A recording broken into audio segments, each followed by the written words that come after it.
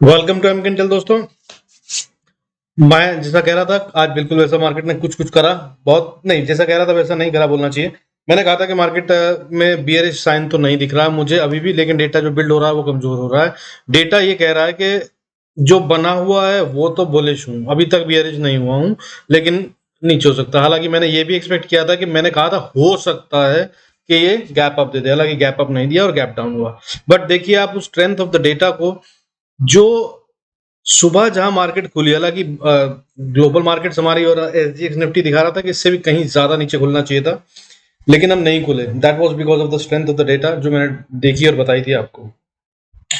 और उसके बाद हम लगातार आज जब नीचे खुले, लगातार हम उसके बाद ऊपर ही गए हैं, नीचे तो नहीं गए। कम से कम बीच में 50 पॉइंट ऊपर जाते थे, 20 पॉइंट नीचे आते थे, ऐसे चलता रहा।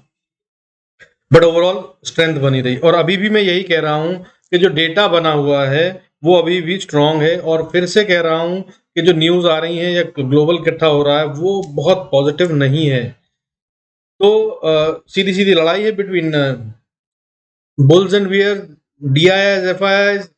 हालांकि आज बहुत सारी कंपनियों के रिजल्ट आए और वो बहुत अच्छे अच्छे रिजल्ट थे, जिसकी वजह से मार्केट को लगातार स्ट्रेंथ मिलती चली गई और मार्केट आगे बढ़ती चली जाएगी। मैं दिखाऊंगा आपको कुछ के रिजल्ट्स, मैं लेके भी आया हूँ। कितनी कंपनियां जिन्होंने मोर देन 100% प्रॉफिट गेन करा है, जिनका improvement in profit is more than 100%। और बड़ी बड़ी कंपनी और अच्छे अच्छे हैं। येस बैंक मैंने बहुत दिन पहले अपने प्रीमियम क्लाइंट्स को दे रखा था एज अ बाइंग, अक्टूबर या नवंबर में दिया था। और मैंने कहा था कि एक दिन आएगा, जल्दी ही 6 महीने से 1 साल का टाइम दिया हुआ है उसको होल्ड करने के लिए, कि ये बहुत अच्छे रिटर्न दे सकता है। और आज उसके रिजल्ट्स आए, एक्सपेक्टेशन से इतने ज्यादा ऊपर हैं कि सोच नहीं सकते। एक्सपेक्टेशन थी कि 400-500 करोड़ का लॉस होगा उनको, जबकि उन्होंने 350-60 करोड़ का प्रॉफिट दिखा दिया आज। इंडसइंड बैंक का मतलब आज बहुत सारे ऐसी चीजें हुई हैं जो आपको दिखाऊंगा, जो पॉजिटिव को सपोर्ट कर रही हैं, स्ट्रेंथ दे रही है। लेकिन डेटा अभी भी वैसा ही बना हुआ है। मैं फिर से बता दे रहा हूं, अभी भी डेटा बियरिश नहीं है, लेकिन बुलिश की स्ट्रेंथ कम होती हुई दिख रही है। ठीक है, आगे क्या होगा आइए देखते हैं। तो आज की शुरुआत करते हुए सबसे पहले एलपीजी गैस के सिलेंडर, कमर्शियल गैस सिलेंडर जो है वो महंगे हो गए हैं, फिर से 2300 के पार चला गया, 2400।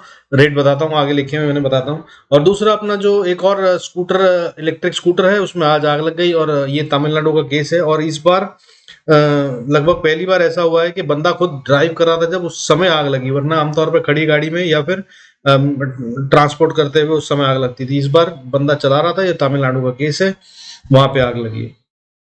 तीसरा, आज सुप्रीम कोर्ट ने एक बहुत बड़ा डिसीजन दिया है, उसके तहत में उन्होंने वैक्सीनेशन ड्राइव को रोक दिया है, स्पेशली फॉर द चिल्ड्रन। इसके बारे में भी आगे बात करते हैं।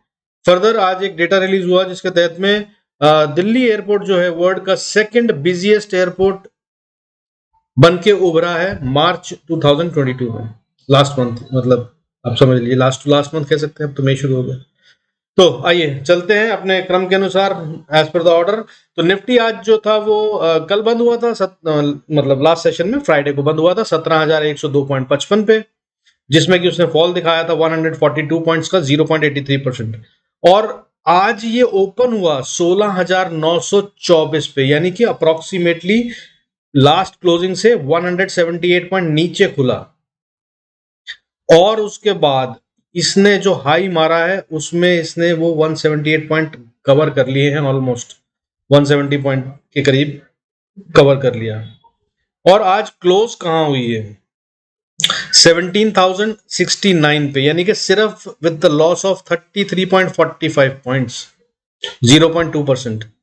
मतलब जब हम ओपन हुए थे तो 178 पॉइंट्स डाउन हुए थे, और अगर प्रीवियस क्लोज से लो को देखा जाए तो 185 पॉइंट तक गिर गए थे हम, जो कि अच्छे से कवर हुए और सिर्फ 33 पॉइंट्स डाउन बंद हुए हैं। और मैं यही बता रहा था आपको कि डेटा स्ट्रांग है, दिख रहा है कि 17,000 तो नहीं टूटना चाहिए। और 16,800, फिर से बोल रहा हूँ, पहले मैंने 17,200 और 17,000 बताया था, अब मैं 17,000 और 17,000 के नीचे 16,850 या 800 मान लीजिए, ये नहीं टूटते नजर आ रहे हैं। अभी भी डेटा बहुत स्ट्रांग बना हुआ है, 17,000 बड़े अच्छे से डिफेंड हो रहा है। हालांकि जिस तरह से मार्केट चल रही है वो बहुत अच्छा साइन नहीं है। और वैसे दूसरी बात एक और बता दूं, जनरली जब मार्केट को एक बड़ा अप मूव देना होता है तो उससे पहले भी वो यही करती है, जो मैं कई दिनों से वीडियो में कहता आ रहा हूं कि ये डराएगी, बार बार डराएगी, खरीदने के लिए आपको हिम्मत नहीं आने देगी, और उसके बाद फिर ऊपर जाएगी और हम सोचते रह जाएंगे कि अरे यार अरे यार अरे यार, उस समय ले लेता, उस समय ले लेता। बट एनी विच वे जो भी है, अभी अभी जो बता रहा है डेटा वो बता रहा हूं मैं, तो खैर सब कुछ बता ही रहा हूँ। आई होप आप उसके हिसाब से यूज कर पा रहे होंगे और फायदा उठा रहे होंगे। तो आज बैंक निफ्टी ने क्या करा, बैंक निफ्टी भी पिछला जो क्लोज था वो 36 में था, वहां पे 36,000 बड़ी सपोर्ट बता रखी है आपको, वो इंटैक्ट थी 36,088 पे फ्राइडे को बंद हुआ था। तो आज क्या हुआ, आज जब ओपन हुआ तो वो ओपन हुआ 35,627 पे, मतलब इसने 36,000 की सपोर्ट को तोड़ दिया। फिर मैंने सपोर्ट बता रखी थी 35,500, वो देखिए वहां से रिकवरी शुरू करी है इसने। सुबह 460 पॉइंट डाउन खुलने के बाद बैंक निफ्टी आज 75 पॉइंट्स ऊपर बंद हुआ है। क्लोज कहां हुआ है, फिर से वही 36,000 को रिटेन कर लिया, 36,163 पे क्लोज हुआ है। फ्राइडे को हमने 334 पॉइंट्स का लॉस देखा था, आज हमने 75 पॉइंट्स का गेन है बैंक निफ्टी में। निफ्टी हालांकि अभी भी 33 पॉइंट्स डाउन बंद हुआ है। आइए आगे चलते हैं। सुप्रीम कोर्ट ने आज एक डिसीजन के अंदर they have uphold the vaccination drive. They said that the grant of EUA मतलब इमरजेंसी यूज ऑथराइजेशन, अभी तक ये पूरी तरह से क्लिनिकली अप्रूव तो हुई नहीं है वैक्सीन, और इसको अप्रूवल दिया गया था इसलिए क्योंकि क्रिटिकल सिचुएशन थी। बट आज उस कोर्ट के अंदर, सुप्रीम कोर्ट के अंदर उस केस के ऊपर बोलते हुए जिसमें कि इसको चैलेंज किया गया था, सुप्रीम कोर्ट ने इस पे फिलहाल के लिए रोक लगा दी है to vaccinate the children specially, and they have directed the centre मतलब the government, central government, to set up a virtual platform for reporting adverse effect of vaccination। Vaccination से होने वाले नुकसानों को अपलोड किया जाए, ऐसा एक वर्चुअल प्लेटफॉर्म बनाया जाए, उसके बाद बात की जाएगी। तब तक के लिए ये vaccination drive specially for children has to be stopped. That's what supreme court has said in a decision. Further, price of a 19 kg commercial LPG cylinder has been hiked। अब ये बढ़कर 2355 रुपए 50 पैसे का हो गया, जो 2253 रुपए का था। तो मतलब आपके समोसे, कचौड़ी आदि इत्यादि सब महंगे होने वाले हैं फिर से एक बार। फर्दर, आज अनएम्प्लॉयमेंट डेटा रिलीज हुआ, उसके तहत में unemployment rate in India shoots up to 7.83% in April में अनएम्प्लॉयमेंट रेट बढ़कर 7.83%, 7.83% हो गया। फर्दर एक और डेटा रिलीज हुआ जिसके तहत में Delhi airport has emerged as the world's second busiest airport in March 2022। और ये किस आधार पर है, in terms of total seat capacity and frequency of domestic and international flights. तो second highest international and domestic flights and number of seats जो consume हुई या यूज हुई या अवेलेबल थी वो दिल्ली एयरपोर्ट पे थी। एयरपोर्ट से ही जुड़ी हुई नेक्स्ट न्यूज है, उसके तहत में मुंबई एयरपोर्ट के दोनों runway, both the runways of the Mumbai airport will remain shut for pre monsoon maintenance and repair work on 10 मई। 10 मई को मुंबई एयरपोर्ट के दोनों रनवे बंद रहेंगे between 11 AM to 5 PM, and this is a regular practice every year. You know, this happens for the regular maintenance in Mumbai, so that's how it will be done further again this year also. Further, the fourth incident of a fire in an Okinawa electric scooter has occurred. So in this, the Pro scooter caught fire, and this is the fourth of its type in recent weeks. The latest fire incident took place in Hosur, Hosur in Tamil Nadu, while the rider was driving the vehicle। जब वो गाड़ी चला रहा था बंदा, उस समय पे आग लगी। और ये अपने टाइप का पहला केस हो जाता है इस तरह से, क्योंकि अभी तक खड़ी गाड़ियों में या फिर ट्रांसपोर्टेशन के दौरान एक जगह से दूसरी जगह ले जाते हुए ट्रक वरक में आग लगी थी। ये ड्राइविंग के तहत में भी लग रही है। और कल मैंने आपको न्यूज दी ही थी लास्ट वीडियो में कि अपना ट्रांसपोर्ट मिनिस्टर साहब ने पहले ही कह दिया है कि नए स्कूटर और वो सब लॉन्च बंद कर दीजिए इलेक्ट्रॉनिक व्हीकल, और जितने भी हैं मार्केट में उन्हें वापस बुला लीजिए। अगर आपकी किसी भी एक भी गाड़ी में आग लगी है तो उन सबको बुला लीजिए वापस। So this is further adding fuel to that. Further LIC IPO का जो कमर्शियल वाला, या जो कहें कि बड़े वाले FIIs या बड़े वाले HNIs का इशू था, ओपन होता है जो 2 दिन पहले before it opens for the retail, वो आज फुल हो गया है, 100% सब्सक्रिप्शन हो गया है। And the big news is that there are governments who have applied for IPO, like Singapore government and Norway government also have applied for it. अच्छा, और आपको बता दूं, there is a black marketing going on, black marketing नहीं कहना चाहिए, but the premium going on in the grey market on LIC। 75 रुपए के करीब का, 70 रुपए के करीब का ग्रे मार्केट में प्रीमियम चल रहा है LIC IPO पर। आइए फर्दर आगे मूव करते हैं। आज बहुत सारी कंपनियों के रिजल्ट आए और उन रिजल्ट्स में बहुत सारी अच्छी अच्छी बातें हुई, बहुत सारी कंपनियों ने बहुत अच्छे रिजल्ट प्रेजेंट किए, बिकॉज ऑफ विच मार्केट को लगातार सपोर्ट मिलती रही और market kept on going up. तो वो क्या क्या रिजल्ट थे, मैं बहुत सारे लेके आया हूं, फिर भी कुछ छूट गए हैं। जितने दे रहा हूं वो सारे वो हैं जो बड़े से बड़े हैं, ठीक है, तो उन पे ध्यान दीजिए। और ये वो शेयर हैं जिन पे आप नजर रख सकते हैं। आइशर मोटर सेल्स बढ़ गई हैं by 158% year on year. Tata motors total sales up by 81%, 81%, 81% बढ़ गई है टाटा मोटर्स की सेल। फर्दर IDBI बैंक के रिजल्ट्स आए जिसमें उन्होंने Q4 के अंदर net profit of ₹6.9 billion versus 5 billion year on year जो पिछली बार का था वो, और क्वार्टर ऑन क्वार्टर 5.8 था, दोनों से ऊपर रिजल्ट दिया है। Olectra Greentech Q4 net profit of ₹178 million हो गया है, जो कि पहले 97 मिलियन था year on year. Quarter on quarter 126 million था, जो कि बढ़कर 178 मिलियन हो गया। द्वारिके शुगर इंडस्ट्रीज, इनका Q4 का नेट प्रॉफिट जो है वो है 596 million versus 482 million year on year and 289 million quarter on quarter. तो 596 दोनों के ऊपर बढ़िया से। अब मैं सीधा परसेंटेज में बताऊंगा। ये वो कंपनियां हैं जिनके अंदर बहुत अच्छे अच्छे रिजल्ट आए हैं और इनके नेट प्रॉफिट में क्या ग्रोथ हुई है मैं उनकी बात करूंगा। अदरवाइज इतने सारे नंबर हैं कि नेट सेल्स क्या था, मार्जिन क्या थे, है ना, एबिटा क्या था, तो वो सब में ना जाते हुए क्विकली, क्योंकि इतनी सारी कंपनियां अगर मैं वो बताने लगा तो पूरा दिन निकल जाएगा। तो गौर से सुनिएगा, और अगर कॉपी पेन लेके लिखना चाहें तो लिख लीजिएगा। और इन शेयरों को अगर आप ढूंढेंगे और इनको खरीदने की कोशिश करेंगे तो श्योरली बेनिफिट देंगे। ये स्ट्रॉन्गेस्ट शेयर बन के उभरे हैं आज ही नहीं बल्कि इस साल कहना चाहिए, और आगे इनमें डेफिनेटली ग्रोथ आएगी और अच्छी ग्रोथ आएगी। तो कौन कौन से हैं? CDSL 51% gain in net profit. मैं सीधा परसेंटेज बोलूंगा, नेट प्रॉफिट के गेन की बात कर रहे हैं हम यहाँ पे इन टर्म्स ऑफ परसेंटेज। तो CDSL में 51% का गेन आया है, और ये क्वार्टर ऑन क्वार्टर है, ठीक है।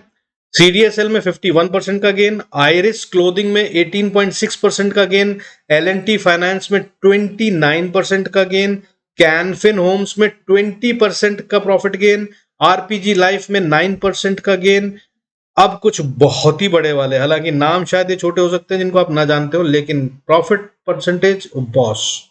तो वो कौन से हैं? डीनोरा, DENORA 202% का गेन हुआ है इनके प्रॉफिट में।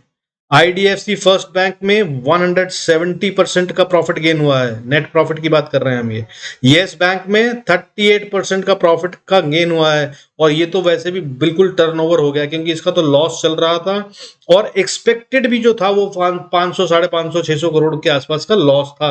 अगर ये 600 करोड़ का लॉस भी देता ना तो भी ये शेयर जहां पे है वहीं रहता, क्योंकि ये well expected and inculcated in the price of the share था। लेकिन इसने क्या करा है, 350, 400 करोड़ का प्रॉफिट दे दिया है इंस्टेड ऑफ एक्सपेक्टेड 500, यानी कि टोटल में अगर आप देखें फ्रॉम एक्सपेक्टेशन ये करीब 900 करोड़ का एक्स्ट्रा अपसाइड दिखा रहा है।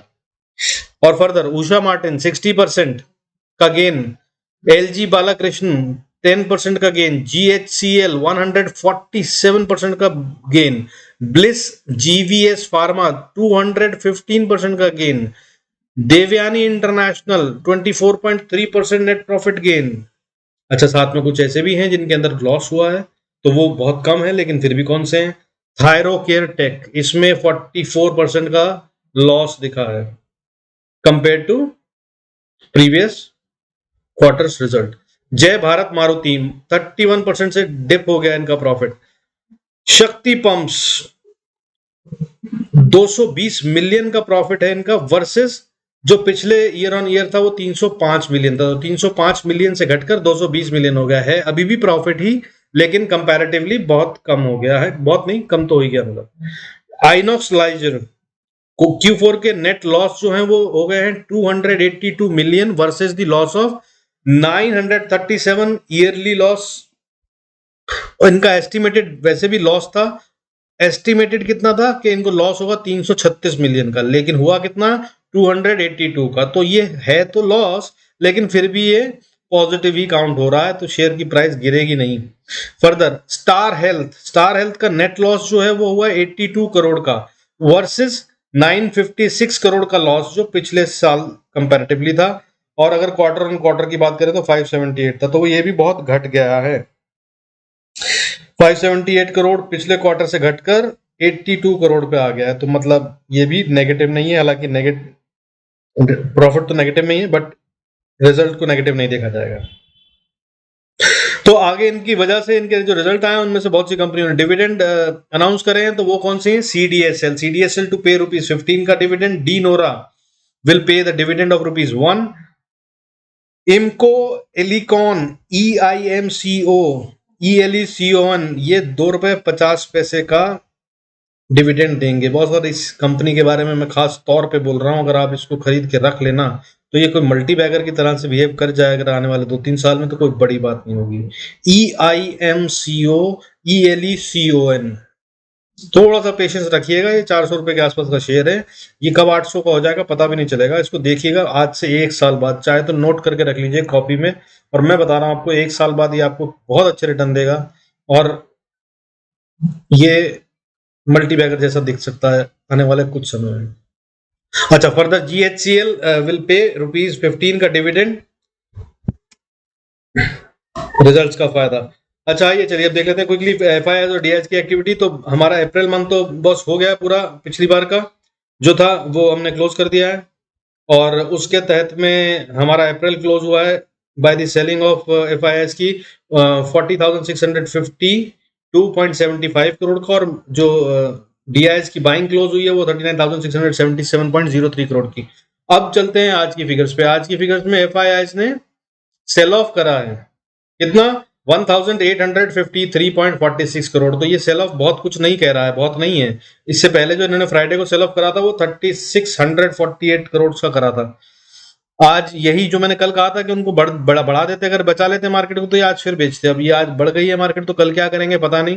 हालांकि मार्केट में अभी भी डेटा कुछ ऐसा ही बना हुआ है कि ये ऊपर की तरफ जाता दिख रहा है और 17,000 टूटता हुआ नहीं दिख रहा है। तो खैर एनी विच वेज 1853 करोड़ का सेल ऑफ करा FIIs ने। DIIs ने क्या करा? DIIs ने 1951.10 करोड़ की बाइंग करी है, जिन्होंने कल फ्राइडे को बाइंग करी थी 3490 करोड़ की। और इसके साथ हमारी साल की फिगर कहां पहुंच गई है? FIIs की टोटल सेलिंग हो गई है 1,76,918.48 करोड़ जनवरी से लेकर अब तक, और DIs की बाइंग हो गई है 1,36,483.13 करोड़। अच्छा, आज के एडवांसेस और डिक्लाइंस क्या थे? आज भाई साहब 611 शेयर ऊपर उठ रहे थे और 1313 शेयर 1313 शेयर्स गिर रहे थे। अब इसके बारे में मैं आपको बताऊंगा आगे। इसकी वजह से मैं ये कह रहा हूं कि डेटा में मुझे थोड़ा डर लग रहा है। हालांकि जो बना हुआ है वो बुलिश है, स्ट्रेंथ है, लेकिन कमजोरी भी दिख रही है, क्योंकि जब हम 33 पॉइंट डाउन हुए हैं मार्केट में सिर्फ, मगर तब 1313 शेयर गिर गए और सिर्फ 600 शेयर ऊपर उठ रहे हैं, क्यों? तो आइए वो देख लेते हैं कि हुआ क्या शेयरों में। तो बस आज के जो एडवांस थे वो समझ लीजिए कि आप 600 शेयर और 1300 समथिंग, ठीक है। उसके बाद अब टॉप लूजर्स और टॉप गेनर्स कौन कौन से थे आज? आज के टॉप गेनर्स थे टाटा केमिकल के अलावा HDFC ट्विंस, HDFC बैंक और HDFC, टाटा केमिकल आज 9.88% बढ़ा है। इसमें एक टाइम आया था जब सिर्फ बायर्स रह गए थे, कोई बेचने वाला बचा ही नहीं था। मतलब जितने शेयर बिकने के लिए आए थे वो सब खरीद लिए गए, तो भयंकर और चाल आई। अच्छा, एचडीएफसी और एचडीएफसी बैंक तो बहुत दिन से पिटे हुए थे, ये चल रहे हैं। और ये मार्केट को मैंने आपको कई बार बताया कि 50-60% ऑफ द निफ्टी का जो कंट्रीब्यूशन है वो एचडीएफसी बैंक, रिलायंस, इन्फोसिस, इन सब शेयरों में पूरा हो जाता है और इन्हीं को मैनेज करा जा रहा है, उसके हिसाब से निफ्टी चल रहा है। तो this is what I am talking about कि ये नेगेटिव है। आज हुआ क्या है मार्केट में कि सारे बिग वैल्यू शेयर्स जो थे उनमें गिरावट आई है, बड़े बड़े शेयर में, जैसे कि परसिस्टेंट, भाई साहब ये करीब 4,000 का शेयर है। एल&टी 2,000 का शेयर, डिक्सन, आरती, मेट्रोपोलिस, डॉक्टर लाल पैथलैब, एस्ट्रल, ये सारे 2 से 4,000 की रेंज के शेयर हैं। एक एक शेयर 2 से 4,000 रुपए का है, इनको गिराया गया। और उठने वाले कौन से थे? HDFC bank, Tata chemical, HDFC normal, Indus bank में आज बहुत अच्छा ब्रेकआउट आया, बहुत ये भयंकर चल सकता है। मुझे लग रहा है ये 1200 के ऊपर चला जाएगा, 1300 भी जा सकता है, 1280-85 नजर रखिएगा इस पे। वैसे मैंने दे रखा है अपने क्लाइंट्स को, इसमें बाइंग करवा रखी है हमने हमने अगर हेज बनाया हुआ है इसमें, और फ्यूचर लेकर हमने कॉल शॉर्ट करी हुई है 990 की, और हमने खरीदा हुआ है शायद 60 पे। तो इसमें चलिएगा आगे देखते हैं कि टॉप लूजर्स में कौन कौन थे। आरबीएल बैंक ने आज 52 वीक लो बना दिया है फिर से। बॉस, इस बैंक में अगर आपका इन्वेस्टमेंट है तो समझदारी ये है, बचा लो जितने पैसे बचते हैं, मेरी राय पे। बाकी you can discuss it with your financial advisor. Further Indian hotel ने आज की मार्केट में, गिरी हुई मार्केट में 52 वीक हाई बना दिया, और 52 वीक हाई ही नहीं, मेरे हिसाब से अभी मैं पूरा एनालाइज कर नहीं पाया, लेकिन जितना मैंने डेटा देखा और समझाऊं, ये लाइफ टाइम हाई बना दिया है उसने। आज ये क्लोज हुआ है 261.70 पे, 2.3% बढ़कर, यानी कि 5 रुपए 20 पैसे का गेन। चलिए खैर, मैं लूजर्स की बता रहा था, तो लूजर्स में आज रिलायंस ऑलमोस्ट फ्लैट रहा 0.35%, एक्सिस बैंक 0.17, बट ये बिकॉज हाई वैल्यू शेयर है, इन्होंने नेगेटिविटी में कंट्रीब्यूट किया है। इन्फोसिस आज गिरा है 1.69%, विप्रो गिरा है 2.79%, एसबीआईएन 1.07%। बड़े वालों में जो मैं ऊपर बता रहा था 2 से 4,000 वाले शेयर, उसमें डिक्सन आज 9.19% गिरा है।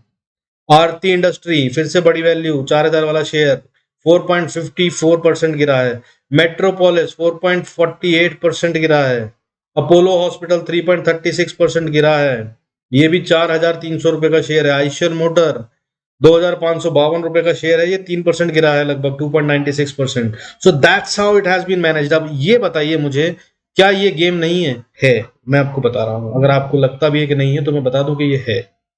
इसीलिए जब किसी एक तरफ से मार्केट को मैनेज करना होता है तो वो ऐसी जगह ढूंढकर मार्केट को मैनेज कर रहे हैं कि दूसरे वाला ये समझ ही ना पाए ये बढ़ कैसे रही है, और बढ़ाई ऐसे जा रही है कि भाई अगर तुम्हारा यहाँ पे कोई हिस्सा है तो बेच लो, आओ हम तो बढ़ा रहे हैं, और जहां तुम बेचने के लिए बैठे हो वहां पे कुछ नहीं करेंगे। So that's how it has been manage, and this clearly indicates कि ये डायरेक्ट है between D I Is and F I Is. और जैसा मैं कई दिन से कह रहा हूं, एफ आई आईज कह रहे हैं कि हम बढ़ने नहीं देंगे, और डी आई आईज कह रहे हैं कि हम गिरने नहीं देंगे। और इस सब के बीच में कौन है? बाहुबली, वो है LIC का आईपीओ। मैं भी बार बार जो कह रहा हूं कि LIC आईपीओ आने तक तो ये मार्केट शायद नहीं गिरेगी, शायद नहीं, मैं काफी दिन से रोज ही कह रहा हूं कि नहीं गिरेगी, तब तक तो इसको मैनेज किया ही जाएगा, उसके बाद गौर फरमाने की बात होगी, ठीक है। और डेटा इस तरह से बन रहा है कि मैं फिर बता रहा हूं, कल भी बताया था मैंने पहले वीडियो में भी कह रहा हूं कि कुछ बड़ा होने वाला है, कुछ बड़ा होने वाला है। तो अब आइए रेंज देख लेते हैं। निफ्टी की रेंज जो है बहुत 17,000 से 17,500 की ओवरऑल रेंज बन रही है इस वीकली एक्सपायरी के लिए। मैंने पहले ही बताया था, आज फिर बता रहा हूँ। और 17,000 जो है वो नहीं टूटना चाहिए, मेरे हिसाब से बहुत स्ट्रांग सपोर्ट है। कहीं अगर गलती से झटका मार भी गया तो 16,800 भी बहुत स्ट्रांग सपोर्ट है। इनफैक्ट मैंने 17,000 को उससे बड़ी स्ट्रांग सपोर्ट कहा था पहले।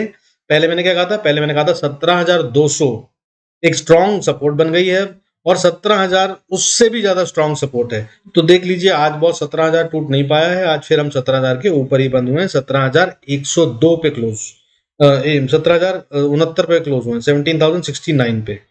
तो ये हम मतलब नहीं टूटने देंगे अभी। बैंक निफ्टी में 35,500 से 37,000 बोला था कि नहीं जाएगा, ये बीच की रेंज है, इसके बीच में घूमेगा। और अगर बड़ी रेंज की तरफ बात करें तो ऊपर की तरफ में 38,000 39,000 भी आ सकता है। अगर हम 37,500 के ऊपर ट्रेड करने लगते हैं। और हाँ, डेटा ऐसा बिल्ड हो रहा है, लेकिन इसमें रेजिस्टेंस बहुत सारी हैं। ऑप्शन चेन का डेटा ये कह रहा है कि रोकने के लिए बहुत सारे लोग बहुत सारा पैसा लगा के बैठे हैं, और इसीलिए मैं नहीं बोल रहा हूं कि ये ऊपर जाएगा, क्योंकि रोकने की कोशिश तो इसको पुरजोर की जाएगी, ये साफ दिख रहा है ऑप्शन चेन के डेटा में। खैर एनीवेज आइए कल के उसके लिए ट्रेडिंग के लिए अपन लेवल्स देख लेते हैं। और आई एम वेरी होपफुल कि आप मेरे दिए गए नंबर्स को समझ पाते होंगे और लेवल्स को समझ पाते होंगे और याद रख पाते होंगे और प्रॉफिट कमा पाते होंगे, क्योंकि ये काम तो दोस्त बहुत परफेक्टली कर रहे हैं, हर रोज कर रहे हैं, डे इन डे आउट कर रहे हैं। एक दिन गलत हुआ हूं मैं अभी तक, अगर मैं बात करूं मैंने फरवरी से शुरू करा तो अब तक एक दिन मेरा फेल हुआ है जिसमें एकदम ऑपोजिट पड़े हैं।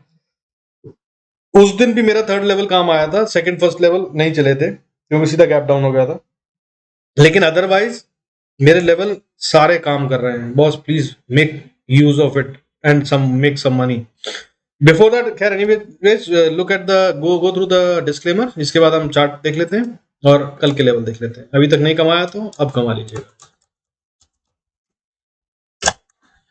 आइए, ये है निफ्टी का चार्ट दोस्तों। आज ये बड़ी सी सुंदर सी कैंडल बनी है, हरे रंग की डेली कैंडल है ये।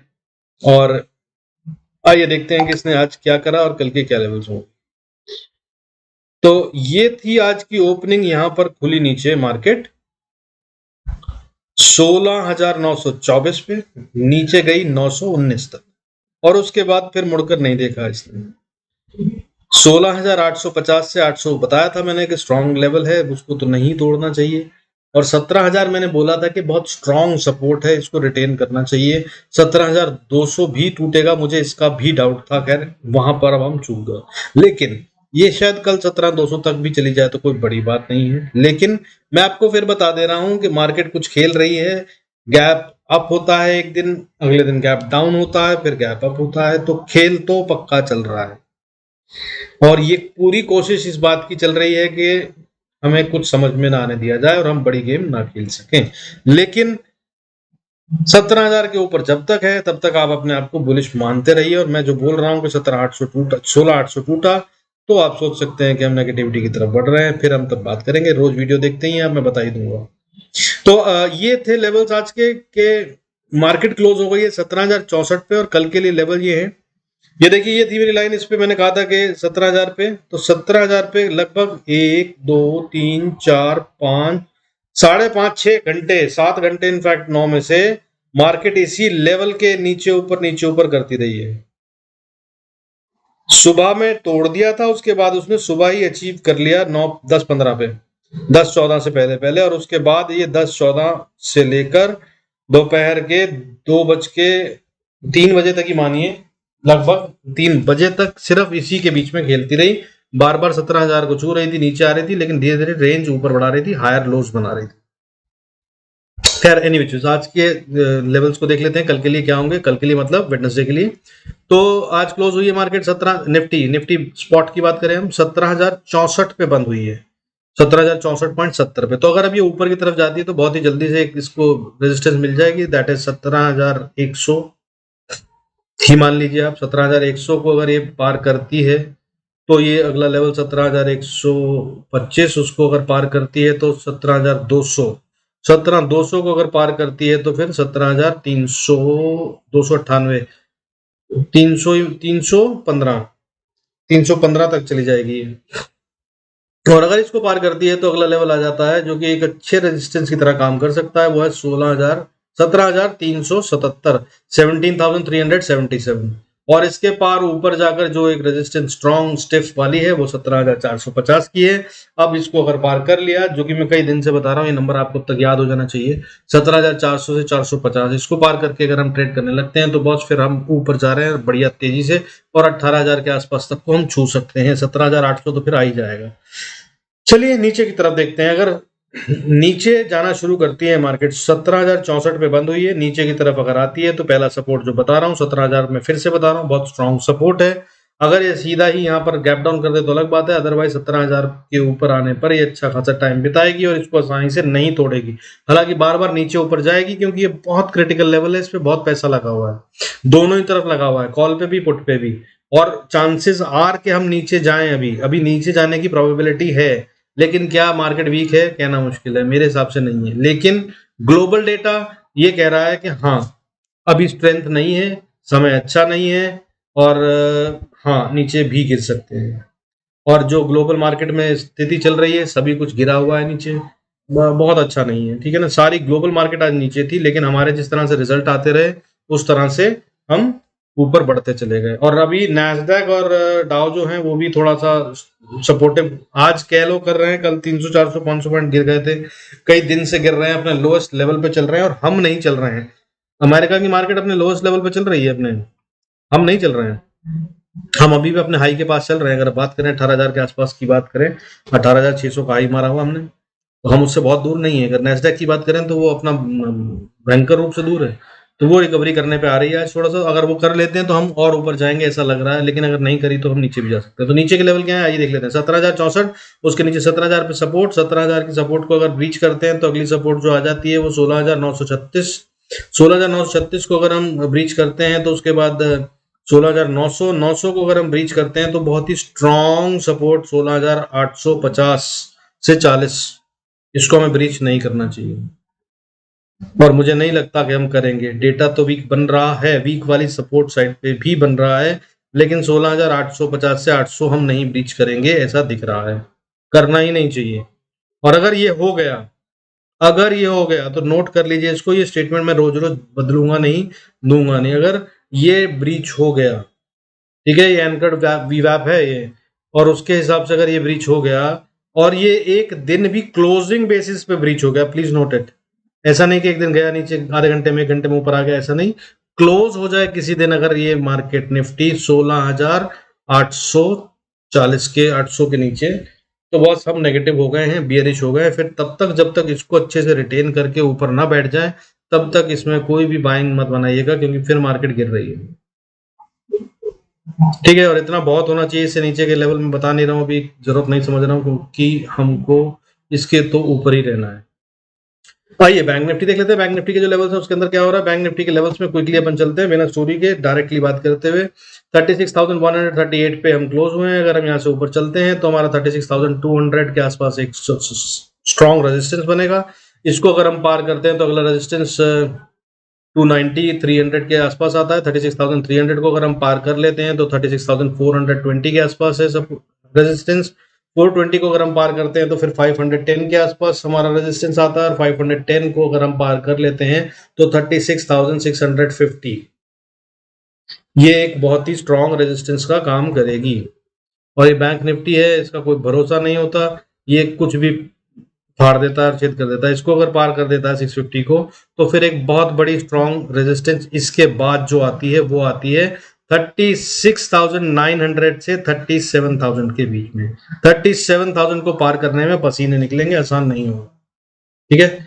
आइए नीचे की तरफ देख लेते हैं। नीचे की तरफ अगर हम बात करें कि अगर 36,138 से नीचे चलते हैं तो नीचे का लेवल होगा, अगला सपोर्ट 36,033 पे आ रहा है, उससे अगला सपोर्ट जो है वो 970 के आसपास है। उसके बाद अगला सपोर्ट 35,900 के आसपास है, 890 के आसपास। उसको अगर तोड़ देते हैं तो फिर अगला सपोर्ट जो है वो 35,800 के आसपास है, 780 के आसपास। इसको अगर हम ब्रीच कर देते हैं तो अगला सपोर्ट 36,620 के आसपास है। इसको अगर हम ब्रीच कर देते हैं तो 35,532, और इतना बहुत होना चाहिए, इससे ज्यादा नीचे हमें जाना नहीं चाहिए। लेकिन अगर हम इससे नीचे जाते हैं तो फिर एक स्थिति गंभीर वाली बन जाएगी। हालांकि अगर जाएं और वापस आ जाएं तो कोई बड़ी बात नहीं है, लेकिन इसके नीचे पूरा मैदान खाली है, और वो 34,000 35,000 के बाद 34,000 33,000 32,000 तक के गेट खुल जाएंगे।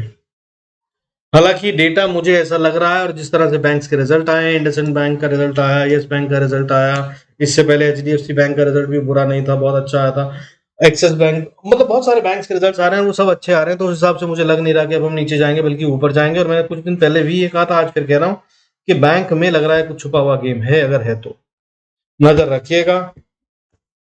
With this let's close the day, call it a day. See you in next video. God bless you all. Do good trades. Be profitable. Thank you so much for staying connected.